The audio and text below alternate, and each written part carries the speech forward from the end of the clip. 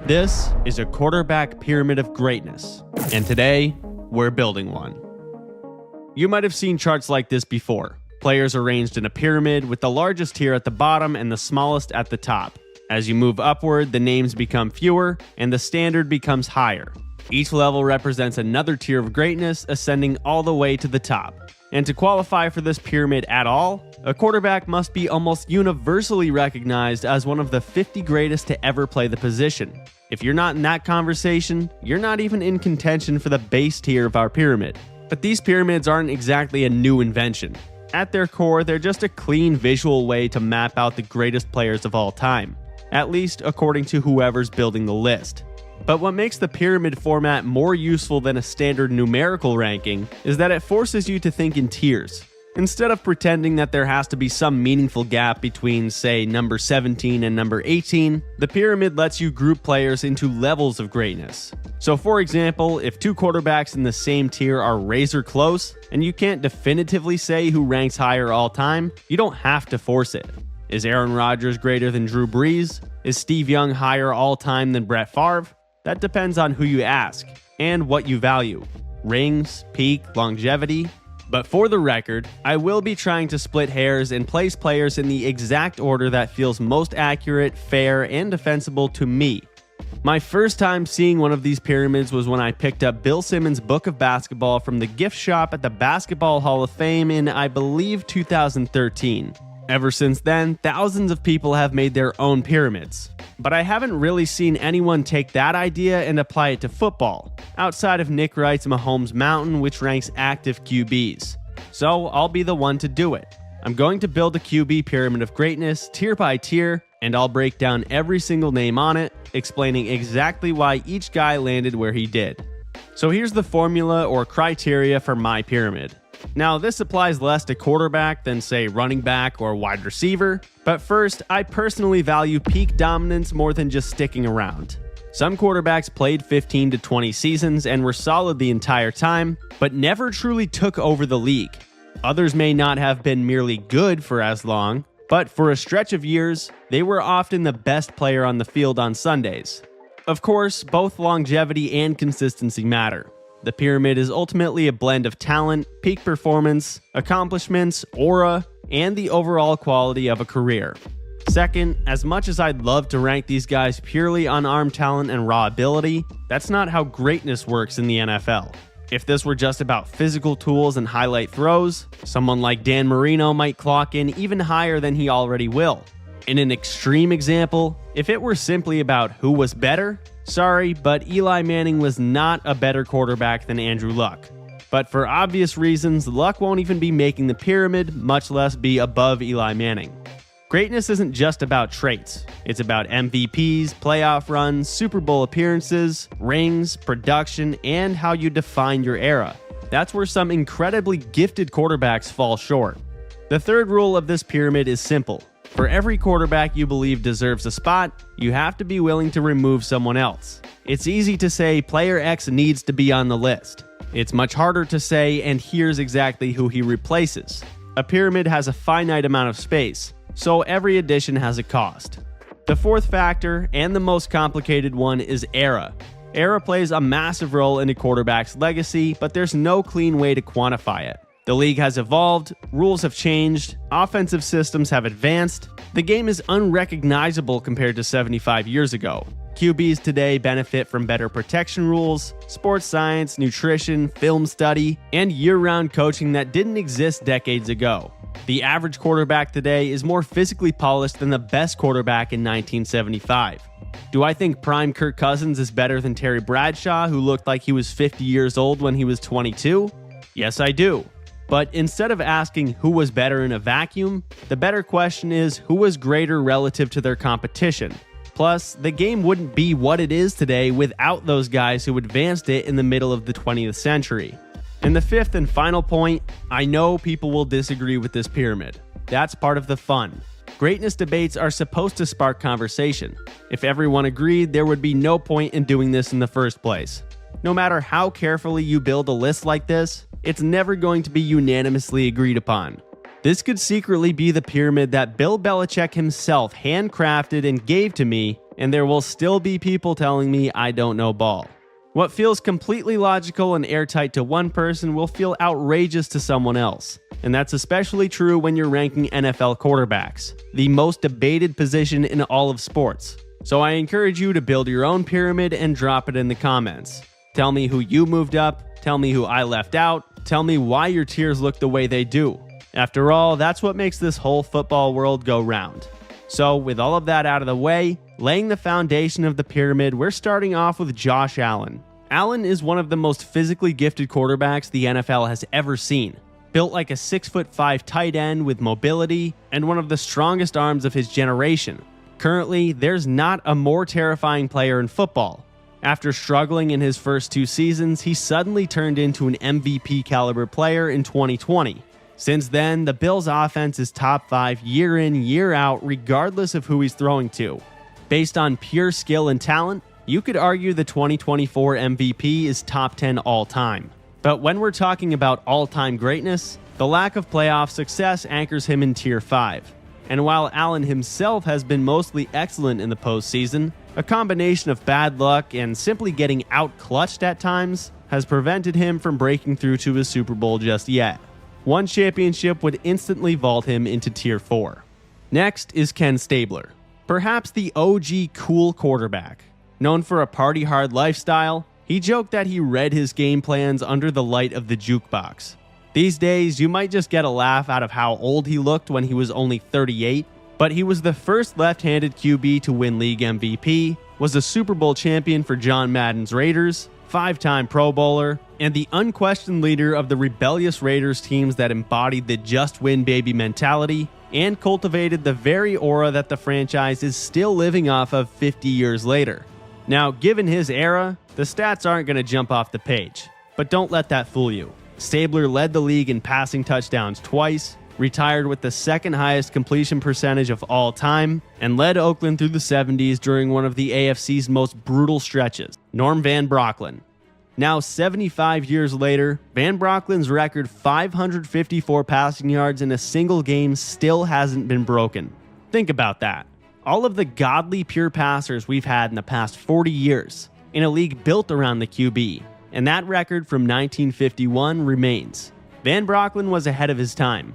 9 Pro Bowls, league MVP, NFL champion with 2 different franchises. He led the league in passing yards, completion percentage, and passer rating in different seasons. And perhaps most impressively, his Eagles team handed Vince Lombardi's Packers their only championship loss. The Dutchman helped reshape the passing game in the 50s.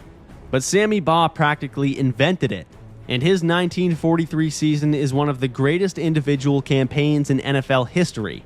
He led the league in completions and completion percentage, he led the league in interceptions on defense, and he led the league in punting.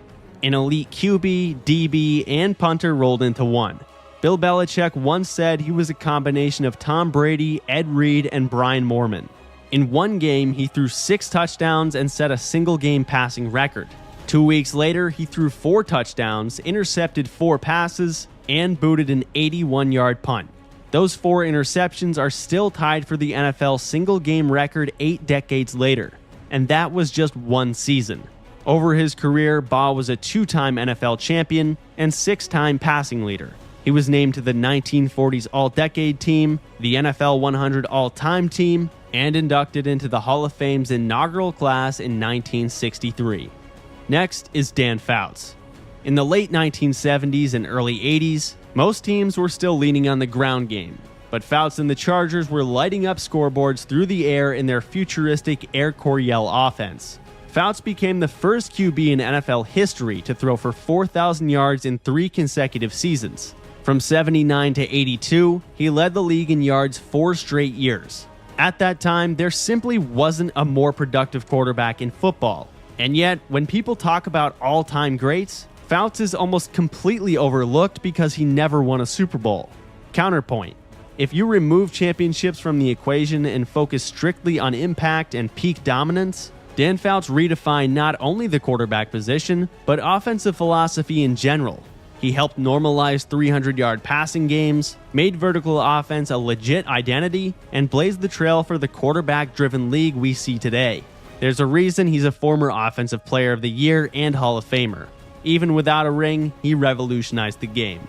The next player on Tier 5 is the resilient Warren Moon, a man who earned the respect of football fans throughout North America during his 23-year career. Prior to the 1978 NFL Draft, some scouts questioned whether Moon's rollout-based college offense at Washington would translate to traditional NFL drop-back schemes. Others, influenced by the prejudices of the time, suggested he might need to change positions altogether. Instead, he headed north, and in the CFL he dominated. After 5 straight Grey Cup championships and an MVP, he made his way to the Houston Oilers in 1984. And over the next 17 seasons, he made 9 Pro Bowls and won an Offensive Player of the Year. He totaled over 49,000 passing yards in the NFL alone. And if you combine his CFL production, that number exceeds 70,000. In 2000, he retired at 44 years old as one of the most prolific passers the game had ever seen. He too lacked the postseason success that could have pushed him into Tier 4, but Moon broke barriers at QB. And in terms of pure passing ability and longevity at a high level, he can hang with anyone in that tier. Next is the ever-polarizing Eli Manning. Because if you look at the regular season resume, it's alright, but certainly out of place compared to his peers in Tier 5. No MVPs, no All-Pros, a career that felt, at times, inconsistent to say the least. He led the league in interceptions 3 times, and his 84.1 career passer rating is lower than names like Case Keenum, Mitchell Trubisky, and Gardner Minshew. But by God, you did not want to see this man in the playoffs. In 2007, he entered the postseason as a wild card and took down the 18-0 Patriots. 4 years later, he set the record for most passing yards in a single postseason and beat the Pats again. 2 Super Bowl MVPs against the greatest dynasty of all time. 7 road playoff wins, multiple fourth quarter drives, and quite arguably the 2 greatest throws in league history. Now, is Eli among the most physically blessed quarterbacks we've seen? No. Was he one of the best regular season players of his era? Also, no. But this is a pyramid of greatness, and when the lights were brightest and legacies were at stake, Eli delivered. Next is Lamar Jackson, a 2-time league MVP by the time he was 26, and you could easily argue he deserved a 3rd in his age 27 season. As the consensus greatest running quarterback of all time, when healthy, Lamar's legs changed the geometry of the field. And yet, he's far more than a runner. Over time, his growth as a passer has become undeniable. In 2024, he threw 41 touchdowns to 4 interceptions while leading the league in passer rating. As of right now, he is actually the NFL's all-time leader in career passer rating. But like Josh Allen, the repeated playoff exits are the one and only reason he's as low as he is. Russell Wilson, Mr. Unlimited himself. Now, I know it's easy for judgment to be clouded by his last 4 seasons and all, but let's not forget just how good Russell Wilson was for the first 10 years of his career. From 2012 to 2021, he made 9 Pro Bowls, 2 Super Bowl appearances, 1 championship, and was among the greatest deep passers of his generation. With his Fran Tarkenton-like ability to make plays out of structure, he threw over 30 touchdowns 5 times in notoriously run-heavy schemes. Russell Wilson versus Aaron Rodgers. Russell Wilson versus Andrew Luck. Those were heated debates once upon a time. The latter portion of his career has tainted his legacy, but he was elite all the way through his early 30s. Next, we have Jim Kelly, who did something that may never be done again, taking an L in 4 straight Super Bowls. Think about that. 4 consecutive years as the representative of the AFC. Not even Tom Brady accomplished that. That might just be impossible in the modern NFL. Kelly ran the K-Gun offense, a no-huddle, tempo-driven attack that forced defenses to simplify and react. In that role, he made 5 Pro Bowls and earned a gold jacket as one of the greatest QBs of the 90s. He lost to the Giants, Redskins, Cowboys, and the Cowboys. But can we agree that losing 4 in a row is just as impressive as winning 1? And completing Tier 5 is the guy who beat him twice. Troy Aikman, 3 Super Bowl championships, 1 Super Bowl MVP, 6 Pro Bowls, and the franchise QB of the NFL's dynasty of the 90s. Now, critics will point to the underwhelming stats, as well as the unfair supporting cast that included Emmitt Smith, Michael Irvin, and one of the greatest offensive lines ever constructed. Which is fair. But plenty of talented teams have failed because the quarterback couldn't elevate or even sank them when it mattered most. And in the biggest moments of the 90s, Aikman was exactly what the Cowboys needed him to be. Now, before we continue, as I stated before, I am trying to order these players in the most accurate way possible, but you can easily make an argument for any one of them over another. So the most important thing is that they're in the same tier. For example, if you said that Josh Allen, who I have at 30, is actually the greatest QB in Bills history and not Jim Kelly, who I have at 21, I wouldn't argue with you. Now for the coveted top 4 tiers. Kicking off tier 4, we have Kurt Warner. Few have had a peak like Kurt Warner, but no one shares his story. From an undrafted afterthought stocking grocery store shelves, to a pair of league MVPs, a Super Bowl title, 3 Super Bowl appearances, and the leader of the greatest show on turf, one of the most explosive offenses in NFL history. Warner thrived on timing and anticipation, and he was fearless in the pocket, even when he had to pay the price. The career wasn't long given his late 20s debut, and there were valleys between the peaks where he was benched and became a backup, but when you talk about pure dominance and seasons that changed the NFL, Warner has to be mentioned. Matthew Stafford. For over a decade in Detroit, the talent was obvious, but the Lions' failures didn't do his perception any favors. However, Sean McVay wasn't fooled. In Stafford's first season with the Rams, he threw for over 4,800 yards, 41 touchdowns, and won Super Bowl 56. He may be top 5 all-time in passing yards when it's all said and done. And the one thing that was missing from his resume, an MVP, he now has. Roger Staubach, aka Captain Comeback and the originator of the Hail Mary. Staubach's career is unique in another way though. He didn't even begin it until he was 27 years old after serving in the Navy. But in just 11 seasons, 2 Super Bowl rings, 6 Pro Bowls, and a Super Bowl MVP. He led the league in passer rating 4 times and represented something very simple for Tom Landry's Cowboys: winning. Not once in his NFL career did he play on a team with a losing record. Bart Starr, the quarterback of the Lombardi dynasty.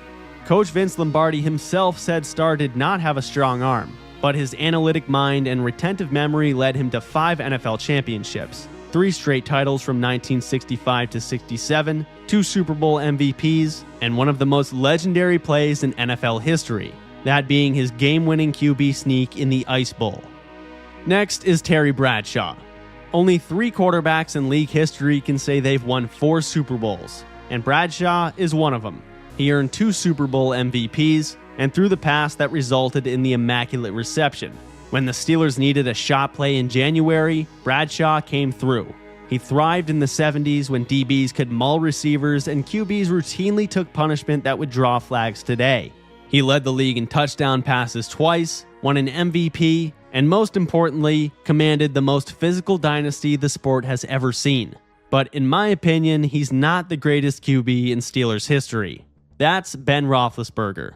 Early in his career, Big Ben was asked to manage games on a run-heavy team, and in that role, he won a Super Bowl in just his 2nd season.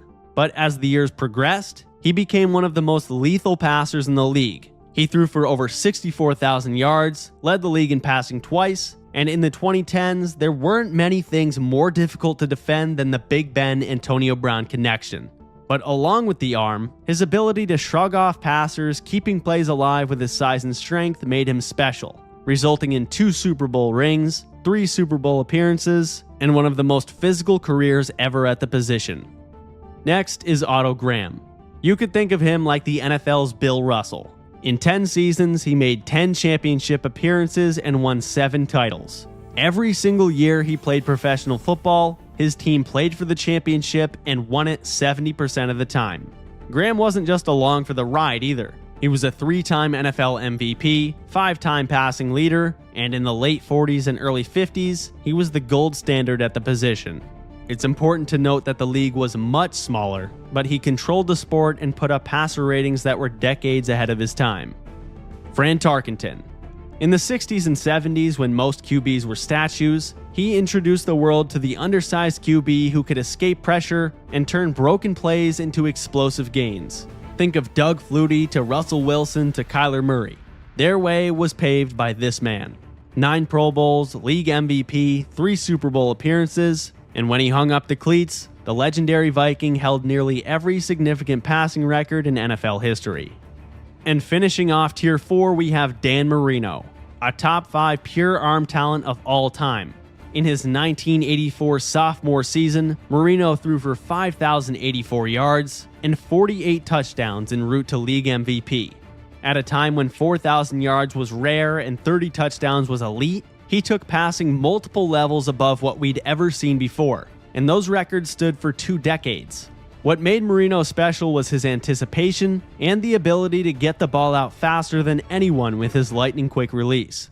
The one reason the 5-time passing champion is not in Tier 3 is obvious: no rings. And while not his fault, that has to be attached to his legacy. That concludes Tier 4. So next up in Tier 3, these are all players who were at one point the consensus, or at least arguably the top QB in the game, and have at least 1 ring on their finger. First up, we have Johnny Unitas. After being drafted by the Steelers in the 9th round in 1955, he was cut because the coach deemed him too stupid to play QB. The Colts signed him a year later, and he became the face of professional football during its rise into national relevance during the 50s and 60s. His accolades include 3 league MVPs, 3 NFL championships, a Super Bowl title, and a record 47 straight games with a touchdown pass, a mark that stood for over a half-century. Beyond the accolades, he popularized the 2-minute drill and is considered the godfather of the modern QB. The 1958 NFL Championship game, which he won, is often called the greatest game ever played. But this next player had the impossible task: replacing Joe Montana, and somehow Steve Young did it. This guy effectively didn't even see the field until he was 30 years old, but just 4 years later he was a 2-time league MVP and Super Bowl champion. From the early to mid-90s, he was the most efficient quarterback in football. Young led the league in passer rating 6 times, but he could also take off and pick up big yardage with his legs. Now, because of his late start, the arc of his career was certainly unorthodox, but he was still elite at age 37, and his peak, the fact that he filled Joe Montana's shoes and accomplished in 4 years during his 30s what it took most on this pyramid to do over their entire career, mind-blowing. Next, we have Brett Favre. His stats, which are amazing anyway, don't do Favre justice. This is the greatest backyard football QB of all time. He played with his heart on his sleeve, and to top it off, he's the toughest son of a bitch in the history of the position. 297 straight regular season starts at QB. That may never be touched. A handful may say he's overrated, and Favre wasn't perfect given his gunslinger style of play. If you want, think of him like a billionaire's version of Jameis Winston. He led the league in interceptions 3 times. But you know what else he led the league in? Touchdowns, yards, wins. He won 3 straight MVPs on the Packers, 1 Super Bowl, and at 40 years old he went to the Vikings, put up one of the best seasons of his career, and retired with virtually every major passing record. Next is Drew Brees. Now, I'm afraid Brees has somehow become underrated in the last 5 years, and I'm here to hopefully put a stop to that. He played in the same era as Manning, Brady, and Rodgers, so he was never the universally agreed upon top dog, and never won a single regular season MVP despite having a handful of MVP caliber seasons. But for nearly 15 years, Brees was the greatest high-volume passer in football. He revitalized the entire Saints franchise in the aftermath of Hurricane Katrina by winning Super Bowl 44. He retired as the all-time passing leader, broke Dan Marino's single-season passing record, broke Johnny Unitas' record for most consecutive games with a TD pass, and threw for over 5,000 yards 5 separate times. 5. His postseason resume doesn't match 5 of the next 6 guys, but context matters. Spare him from the Minneapolis Miracle, the no call versus the Rams, or the historically bad defenses of the mid-2010s, and he could easily have another 1 or even 2 rings. And rounding out Tier 3 is the original perfect quarterback prospect. John Elway's career is a tale of 2 acts. Carrying undermanned Broncos teams on his back, he made 3 Super Bowls in his first 7 seasons and got blown out in all 3. But at age 37, 8 years removed from his most recent Super Bowl appearance, He went on to win back-to-back championships in his final 2 seasons. He won both the regular season and Super Bowl MVP, logged over 50,000 passing yards, and lays claim to one of the strongest arms in NFL history. Now, this next tier is exclusively for players who won at least 1 championship, multiple regular season MVPs, and had almost flawless skill sets. Players who all have legit arguments as the second greatest QB of all time. First up, we have Patrick Mahomes. Everything I said about Brett Favre applies to him, but Mahomes is a more refined iteration with better mobility. You could easily make the case he should be at least 1 spot higher. He has the best resume ever for a 30-year-old QB. 50 touchdown passes in 2018 in his first year as a starter, and since then, 5 Super Bowl appearances, 3 wins, and 2 regular season MVPs. And I know his production has clearly fallen off since 2023, but like I said, he's still only 30. That's the same age Tom Brady was when he won his first MVP. There's time to rise. Next is the bad man Aaron Rodgers, who I think we can all agree is the most naturally gifted thrower of the football ever. Talking pure quarterback skill, Rodgers has to be number 1. He's a 4-time MVP, 2 of which came in his late 30s after a significant percentage of fans thought he was borderline washed up. He was the Super Bowl 45 MVP and is the all-time leader in touchdown to interception ratio by a landslide. At his peak, he combined mobility with elite arm strength and the unfair ability to just put the ball wherever he wanted, no matter how small the window was and no matter what arm slot he used. Statistically, his prime seasons stack up with anyone, but unfortunately, only 1 ring, and 1 in 4 in NFC championships. Like Breeze, I could say, hey, if 1 or 2 things go his way here or there, he has at least 2. But we can't play the what-if game in this tier, and that's why he's only the 4th greatest QB in the history of the earth. Next, we have the all-time leader in NFL MVPs, Peyton Manning, a 5-time winner of the league's most prestigious award and the greatest regular season quarterback to ever do it. Oh, and he won 2 Super Bowls, made 14 Pro Bowls, and for nearly 2 decades was the intellectual nucleus of every offense he headlined. While Peyton was accurate as could be, he had 0 mobility and didn't have the pure arm talent of an Elway or Rodgers. No, his greatness stemmed from the fact that having Peyton Manning was like having a computer play QB. His obsessive film study and pre-snap adjustments made him an offensive coordinator on the field, and his peak seasons were statistically staggering. He was the man to finally break Dan Marino's single-season touchdown record with 49 in 2004. Then, in 2013, at 37 years old, following 4 career-threatening neck surgeries, he threw for 5,500 yards and 55 touchdowns, both records that still stand even with the expanded 17-game season. If he'd been able to consistently carry over his regular season play into the postseason, he could have 4 rings just like Joe Montana. Don't forget, Joe Cool had his own 25-year run as the undisputed GOAT. The 2-time regular season MVP also won 3 Super Bowl MVPs while going 4-0 in those games and throwing 11 touchdowns to 0 interceptions. Considering moments like the catch or the game-winning drive against Cincinnati in Super Bowl 23, the bigger the stage, the better he got. And Montana executed the West Coast offense to perfection under Bill Walsh, creating the best QB wide receiver duo in NFL history with Jerry Rice. But at the top of the pyramid is the one man who deserves to be separate from the rest. Tom Brady's career is almost too good for comparison. Football is complicated, and no matter what, you're only one of 22 players on the field. And still, Tom Brady played in 8 straight AFC championships at one point and won 7 Super Bowls. I once heard Ray Lewis say that Brady had simply mastered the game of football. Think about it like this. Imagine showing someone who's never watched a single NFL game before a collection of the greatest playoff moments in league history, and then ask them who they saw the most. It would easily be Tom Brady. The Snow Bowl, the 4th quarter comeback against Seattle, the 28-3 comeback, the game-winning OT drive in Kansas City, the Super Bowl run in Tampa. Even in his Super Bowl 52 loss, he threw for 505 yards and 3 touchdowns. You could completely erase either half of his career, and he'd still be a no-doubt Hall of Famer. Brady's a 3-time league MVP who played in 10 Super Bowls and won MVP in 5 of those. Not to mention, he's the all-time leader in yards and touchdowns, but just watch the moments.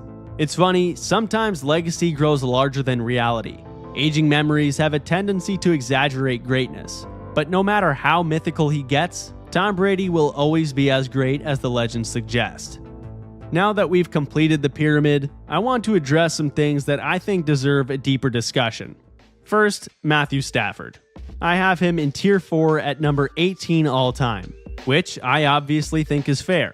But I saw Colin Cowherd say in January that with a second Super Bowl, Stafford would move ahead of Aaron Rodgers.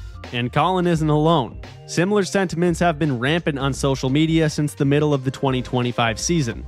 And I have to say, the revisionist history of Matthew Stafford has gotten out of hand. I understand he was on bad Lions teams, but he was a massive part of those teams. He generally had better weapons than Rodgers, but didn't match his production despite the opportunity to at least rival him on paper due to pass-heavy trailing game scripts. Drew Brees is another player I've seen people argue Stafford over. Brees also dealt with historically bad defenses himself, but at least he churned out 5,000 yards and 35 or 40 touchdowns year after year, and never finished worse than 7-9 in any season with the Saints. Here's a simpler way to think about it. Rodgers became the starter in Green Bay in 2008. Stafford's rookie year was 2009. At no point from 2009 until Rodgers tore his Achilles in 2023 at 40 years old did anyone think Stafford was better.